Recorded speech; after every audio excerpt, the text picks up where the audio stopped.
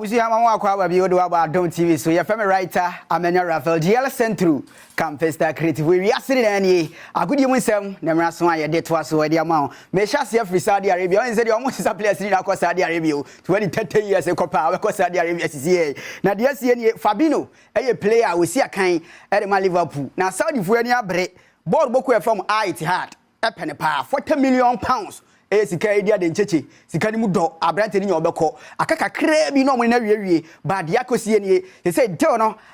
atwentwen so kakra dia atwentwen so ni o abusua ohwe onsa benkum so a we ye kraman dia fa ni bulldog ni bi no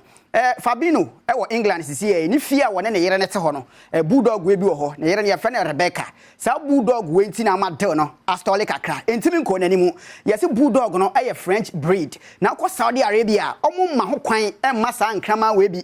ma Saudi Arabia ho inta branch na so beko so nko ni o so mo twentwen so kakra on hwese ne nkrama ne betime de na chi akwa entimi nko de ha ene okwaje be se 245,000 pounds eriko na bia onko enti nkrama ni nti no branch na se wi na wanko ene na ma deal no twentwen na se kakra 40 million pounds hey Charlie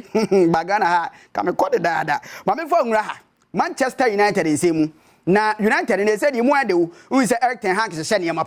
na de asie ne Man United for lanche omo away kit we Jesse a womo ekwa away akobo game obi man so obi kuro so akobo game omo be hye na Jesse ne top for na manfo say hey man you ko fara ba ma san kire bi Adidas for ne Jesse aba manfo say Jesse sa ba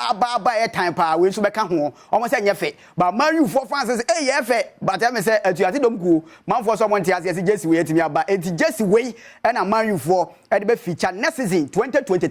2024 season we say shomo pa no mo game no e wa way ti Eric ten Hag ne mrante ne so ani bra ba pa na buzu ma me fa onko Guinness Book of Records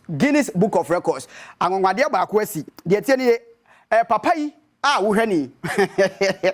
oluman Ghana ha de obaze oluman bugi ne ho ode mpa o ye ka enkrofo peja na de eye chese weightlifters bodybuilders na papa we odimu akotene pa na wadi 90 years mprempren sisi am no wadi 90 years o no call Guinness Book of Records ni mu no 2015 sa time no be say 83 years papa yi awram but this time 90 years no yes on them mrante o mu gina o na so kra call akansi a o wi ni o sempo ti papa ni de onya nwu yo yes o US ho ba bi na se ne papa na ho oden abanya sam keto Ghana ha ke be ga say olu tedam na fe o nananom eno aduane ma wo nye kokoma no but ko USA papa igusu pa yes nkrofo training ne so de atodwa se papa yi enya ne sa kekesa o ba gem ho aba bi o training no yes ahode agina nim no 60% over omo a omo so me mrante akura omo gina omo na so no papa we wa hoden papa eti ko USA ono so bawram e Guinness Book of Records so wo hwe na wo se nkrofo osere pa ba se ya ne tie ne hoden o kan ntokwa waso be si na meka nkrofo mu break records wo mo eye records e wo wiase no